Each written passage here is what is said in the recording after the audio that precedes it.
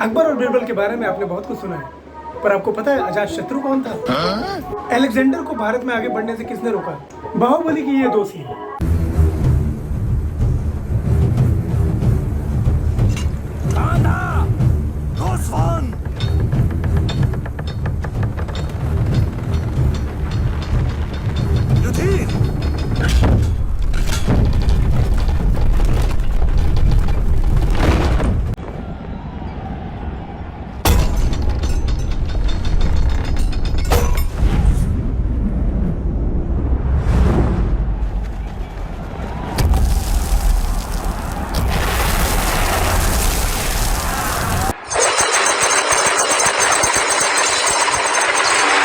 इनका हमारी हिस्ट्री से क्या लेना देना है? क्या आप समुद्रगुप्ता को जानते हैं? तो चलो देखते हैं कौन है ये लोग और इनका हमारी हिस्ट्री में क्या रोल है। 3, 2, 1। अजातशत्रु का रेफरेंस बौद्ध और जैन धर्मों में है। अजातशत्रु मगध की हरण्य डायनेस्टी का सम्राट। सत्ता पाने के लिए उसने पहले अपने पिता को बंदी बनाया और उसके बाद उनका कत्ल कर दिया। मगध साम्राज्य की सीमा बढ़ाने के लिए अजातशत्रु ने कई राज्यों को हराया और उन पर अपना कब्जा स्थापित किया। अजातशत्रु ने तकरीबन 36 साम्राज्यों को हराया। तमाम युद्ध के किस्सों में से एक किस्सा ऐसा है कि एक बार अजातशत्रु की पत्नी को उसके भाइयों की बीवियों द्वारा पहने हुए गहने पसंद आ जाते हैं और वो अजातशत्रु से आके रिक्वेस्ट करती है कि प्लीज़ मुझे गहने ला के दीजिए। उसके बाद अजातशत्रु अपने भाइयों को रिक्वेस्ट करता है, उसके सभी भाई इसकी रिक्वेस्ट को नकार देते हैं। उसके बाद अजातशत्रु अपने सैनिकों को आदेश देता है कि जाओ और मेरे दोनों भाइयों को पकड़ के कारागार में डाल दो। उससे पहले ही उसके दोनों भाई वहां से पलायन कर जाते हैं और अपने नाना के पास पहुंच जाते हैं।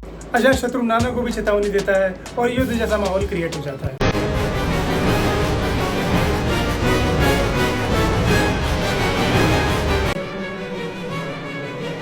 अजातशत्रु के नाना चेतक, जो कि वैशाली के महाराज थे, उन्होंने प्रण लिया था कि वो एक दिन में एक ही तीर चलाएंगे।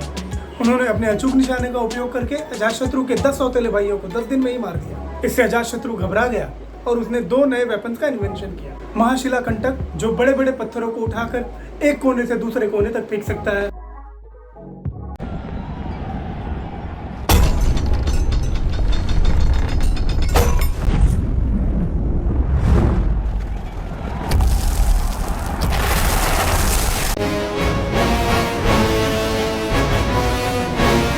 रथ मुसल, जिसके दोनों साइड ब्लेड लगी होती है और जो लाखों सैनिकों को रौंदते हुए जा सकती है।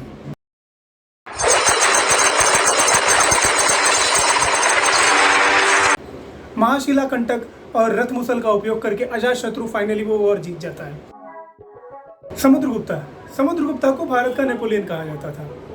समुद्रगुप्ता गुप्ता एम्पायर का राजा था। उसकी काबिलियत की वजह से उसके बड़े भाई के होते हुए भी उसे राजा बनाया गया।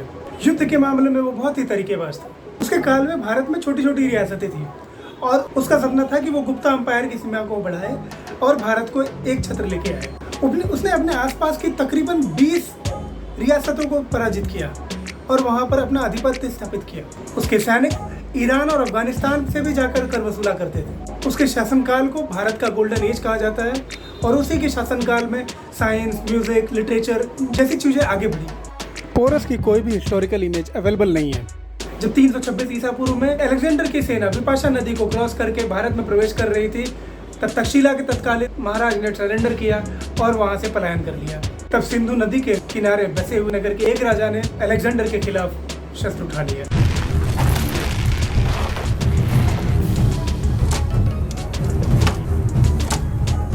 सिकंदर की सेना के सामने उनकी सेना और उनकी क्षमता कुछ भी नहीं थी, फिर भी उन्होंने युद्ध लड़ा और सिकंदर की सेना को भारी हानि पहुंचाई। आखिर में ये युद्ध सिकंदर जीत गया और पोरस हार गया। सिकंदर ने उनसे पूछा कि तुम्हारे साथ कैसा व्यवहार करना चाहिए, तो उसने कहा वैसा ही जैसा एक राजा के साथ किया जाता है। इससे सिकंदर बहुत खुश हुआ और उसने उनको उनका साम्राज्य वापस कर दिया।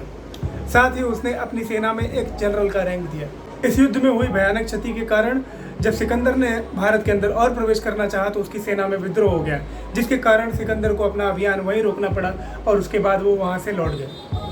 पोरस का रेफरेंस भारत की किसी भी किताबों में नहीं है, पर ग्रीक किताबों में वर्णन किया गया है। आई होप आपको कुछ अलग जानने में मजा आया होगा।